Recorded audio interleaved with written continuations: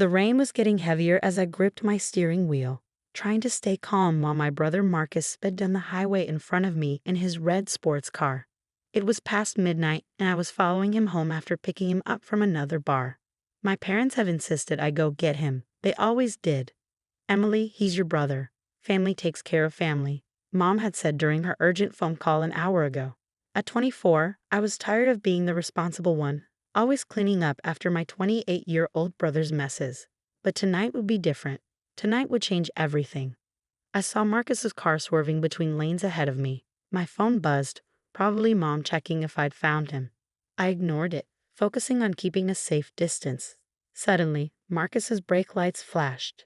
He pulled over to the shoulder, and I followed, worried he was getting sick. "Marcus, are you okay?" I called out, stepping out of my car. He stumbled toward me, keys jangling in his hand. "Give me your car. Mine's almost out of gas." "What?" "No, you're not driving. Get in the passenger seat. I'll take you home." His face darkened. "Don't tell me what to do, little sister." Before I could react, he shoved me aside and grabbed my keys from my hand. "Marcus, stop."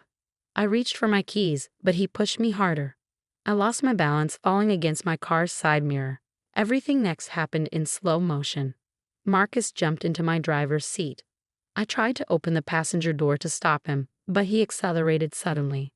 The door swung open, catching me off balance. I felt myself being dragged, then thrown onto the wet asphalt as my car peeled away. Pain shot through my body. I could feel blood trickling down my face, and my right arm was bent at an unnatural angle. Through blurry vision, I watched my car's taillights disappear into the darkness. My brother had just left me bleeding on the side of the road. I don't know how long I lay there in the rain before I heard sirens. A police car had spotted Marcus driving erratically in my car and pursued him. They found me thanks to the trail of blood and car debris. The EMT who reached me first, Sarah, had gentle hands but fierce eyes. "You've got multiple injuries," she said, carefully stabilizing my neck. "Who did this to you?" Before I could answer, I heard familiar voices. My parents had arrived. "Emily, sweetheart." Mom rushed over, Dad close behind. "Don't say anything to them. We'll handle this privately." Sarah's eyes narrowed as she continued checking my vitals. "Ma'am, your daughter has serious injuries. This isn't something to handle privately." "We're her parents," Dad said firmly. "We know what's best.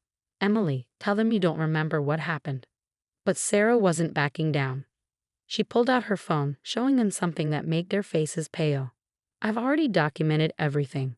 The dash cam from my rig caught your son abandoning the scene. Your daughter needs immediate medical attention, and this won't be swept under the rug." Mom started to protest, but Sarah cut her off. "Either you step back and let me do my job, or I call the police over here right now. Your choice." As they loaded me into the ambulance, I caught a glimpse of my parents huddled together, looking lost. For the first time, they couldn't fix this with hushed conversations and family loyalty.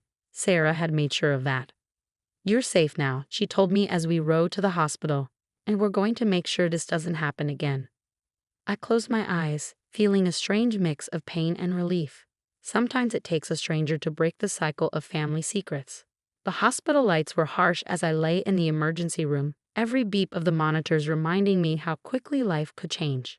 My injuries were worse than I'd initially thought. 3 broken ribs, a fractured arm, severe concussion, and multiple lacerations requiring stitches. But it was the emotional wounds that cut deeper. Sarah, the EMT who saved me, had stayed well past her shift to ensure everything was properly documented. She'd taken photos, written detailed reports, and made sure the hospital staff knew exactly what had happened. "Your brother's actions were an accident," she'd said firmly. "They were assault." My parents arrived at the hospital looking disheveled and angry. Mom's mascara was smeared from crying, and Dad's jaw was set in that familiar way that meant he was about to take control of the situation. "Emily, honey," Mom rushed to my bedside. "Marcus is devastated. He didn't mean to hurt you. He was just having a rough night." "A rough night?" Sarah's voice cut through the room. She was standing in the doorway, arms crossed. "Your son left his sister for dead on a dark road. This is a family matter." Dad stepped forward, his voice low and threatening. "You've done your job. You can go now." Sarah didn't move. "Actually, I can't. As a mandated reporter, I'm legally required to stay until the police take their statement. They're on their way now. The color drained from my mother's face. Police? No, no, no. Emily, you can't talk to them. Think about your brother's future. What about Emily's future? Sarah challenged. Have you seen her medical charts? The impact could have killed her. That's when Marcus walked in, looking surprisingly sober and completely unrepentant. Come on, sis. You're not really going to press charges, are you? It was just a misunderstanding. I stared at my brother, really seeing him for the first time. This wasn't just about tonight. It was about years of him getting away with everything. Of our parents enabling his behavior. Of me being expected to sacrifice my well-being for family peace. A misunderstanding. I repeated, my voice stronger than I expected. You stole my car, assaulted me, and left me bleeding on the road. Which part did I misunderstand? Don't be dramatic, Marcus scoffed. You're fine. Besides, Mom and Dad will pay for the car repairs. Your sister has 3 broken ribs, Sarah interjected, her voice ice cold. Would you like to see the x-rays? Before Marcus could respond, 2 police officers entered the room. The atmosphere shifted immediately. My parents moved closer together, while Marcus's smug expression faltered. Miss, one officer addressed me. We need to take your statement about tonight's events. She's not giving any statement, Dad interrupted. This is all just a big misunderstanding between siblings. The officer turned to my father, his expression stern. Sir, we have dash cam footage of your son fleeing the scene of a serious assault. This isn't a misunderstanding. It's a crime. My mother burst into tears. Please, Emily, don't do this to our family. I looked at my mother, then at Marcus, who was now nervously shifting his weight from foot to foot. Finally, I looked at Sarah, who gave me an encouraging nod. I'd like to make my statement, I said clearly, and I want to press charges. The room erupted in chaos.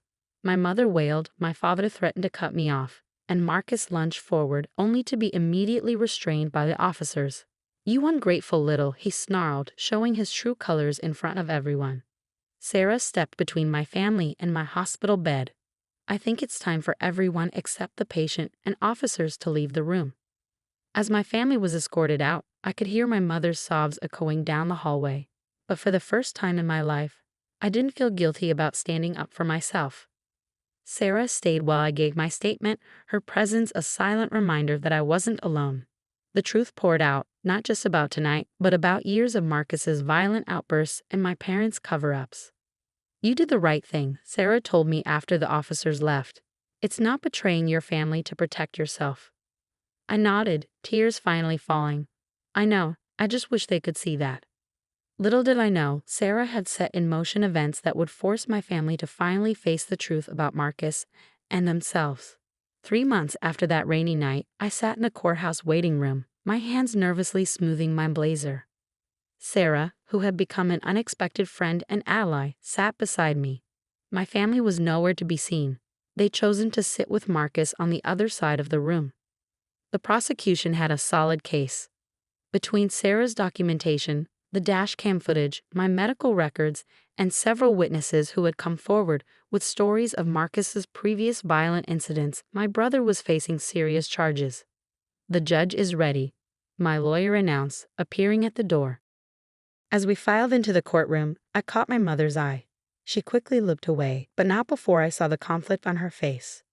Dad sat rigid, staring straight ahead, while Marcus wore the same smug expression he'd had his entire life, though it slipped slightly when he saw Sarah in her formal EMT uniform, ready to testify.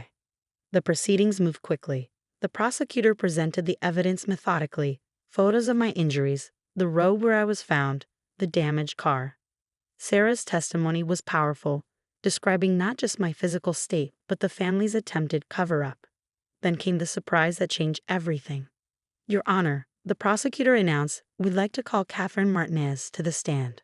A young woman I'd never seen before walked to the witness stand. She was about my age, with a slight limp and a determined expression. Ms. Martinez, please tell the court about your encounter with the defendant 2 years ago. My brother's face went pale as Catherine described how he had hit her with his car in a parking lot, then fled the scene. She'd been left with permanent injuries. My parents had paid her family to keep quiet. We have documentation of similar incidents, The prosecutor continued, all settled privately by the defendant's parents.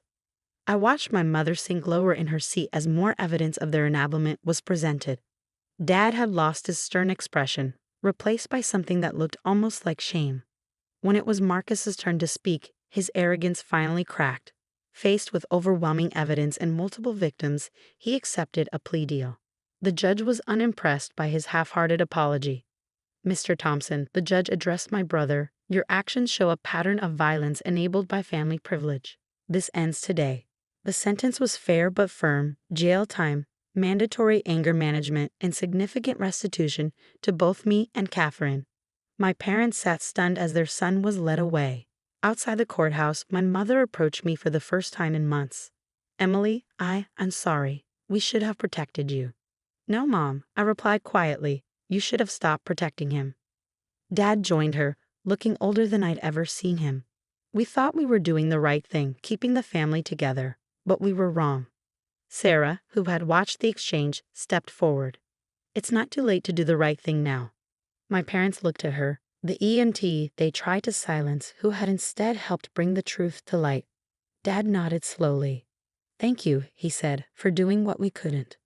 2 years have passed since that day. Marcus served his time and is now in intensive therapy. My parents sold their house to pay restitution to his victims and are working with a family counselor to understand their role in enabling his behavior. As for me, I've healed, both physically and emotionally. Sarah and I started a support group for survivors of family violence, helping others find the strength to speak up. Catherine Martinez is one of our most active members. Last week, I received a letter from Marcus. For the first time in his life, it contained a genuine apology. I'm finally facing who I am, he wrote, and who I want to become. I showed the letter to Sarah during our weekly coffee meetup. Do you think people can really change? I asked her. She smiled, the same fierce determination in her eyes as the night she found me on that dark road. Yes, but only if they're forced to face the truth. You did that for your family, Emily. You broke the cycle. Looking around at my new life, one built on truth rather than secrets, on strength rather than silence, I realized she was right. Sometimes the bravest thing we can do is refuse to keep quiet, even when the people we love ask us to. And sometimes the family we choose, like Sarah, can help us save ourselves from the family we were born into.